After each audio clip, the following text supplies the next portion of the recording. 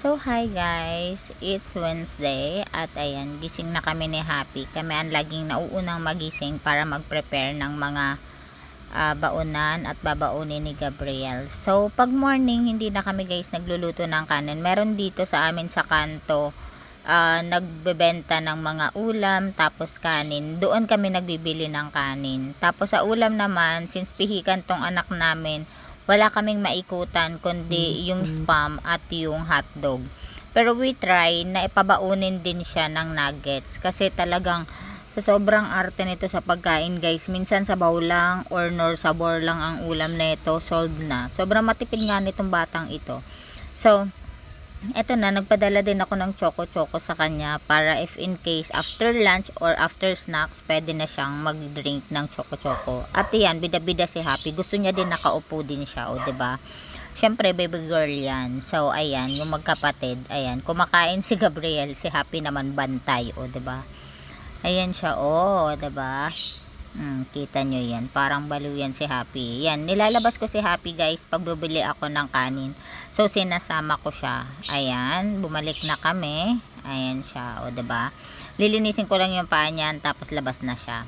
Ayan, tapos ayan, baba na yung kapatid niya. Pag bumaba yung kapatid niya, kibol-kibol na yan guys. Yan ang unang sumasalubong sa kapatid niya. Kaya napakasaya na may aso sa bahay kasi talagang makulit, magulo, maingay ang bahay.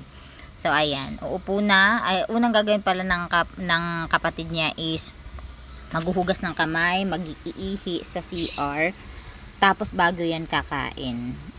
Si Gab guys, nakwento ko na din naman sa inyo guys na hindi siya kumakain ng rice. So, donut, bread, yan ang mga kinakain niya. So, ito na nga, yan yung magkapatid na nag-aantay. Yung daddy nila, bababa din yan. So, canned goods, nagpapadala ngayon sa school.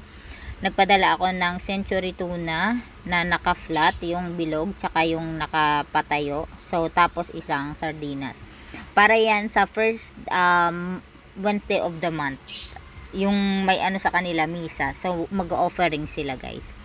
So, ayun, nagpadala ako ng 3 canned goods. Pero pwede ka magpadala kahit isang peraso lang guys. Kasi sa daming estudyante, naiipon naman yun.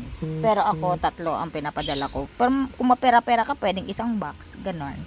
Siyempre, offering naman yun. Kung anong meron ka, yun na lang yung ibigay mo. Wala namang problema. Wala din naman silang sinasabi kung ano ang ibibigay or kung ano ang dadalhin. Sabi lang nila, canned goods, bahala ka na kung anong idadalhin mo. So, ayan, no, tuwang-tuwa ang anak ko. Gusto ko yung paggising niya is masaya siya, hindi yung umiiyak siya, ganon.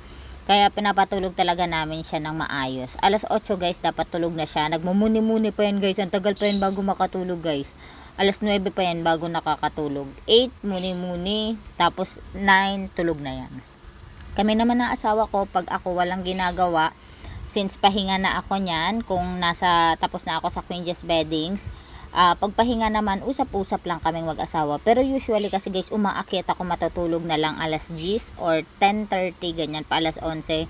Kaya naabutan ko si Gab tulog na. Si Happy naman, ilalabas na yan pag umakyat na ako. Kasi may labas yan na isang beses pa bago matulog. Kasi hindi niya kakayanin yan. Kung anong tawag nito, hindi namin siya ilabas sa gabi. Kasi pag gising namin, saka lang yan. Yung asawa ko, tingnan nyo, diba? Kinakain niya yung tira ni Gab-Gab na kanin. Kasi hindi ko naman nilalagay lahat sa baonan niya. Tingnan nyo yung asawa ko, diba? Yan, yung asawa ko laging gutom yan. Kaya nasasabihan lagi ng anak kong mataba eh. Anyways, itong anak namin is ito sa reason kung bakit kami minsan nagda-diet. Kasi maano to guys eh, conscious to sa katawan eh. Nung mataba ako guys, lagi nitong sinasabi sa akin kasi lagi niya nakikita ako kumakain. Eating again, again, food again. Ganyan siya guys. Tapos sasabihan kanya ng totoo, sasabihan kanya na you're getting fat, you're too fat. Hawak-hawakan niya yung belly mo, hawak-hawakan niya yung mga braso mo. Kaya talagang mapupush ka talaga na mag-diet. So kung nakikita nyo naman yung anak ko, ganun din sa tatay niya. So, ito na nga, hatid mode na kami guys. Ayan, nasa school na siya at papasok na siya. So, bye!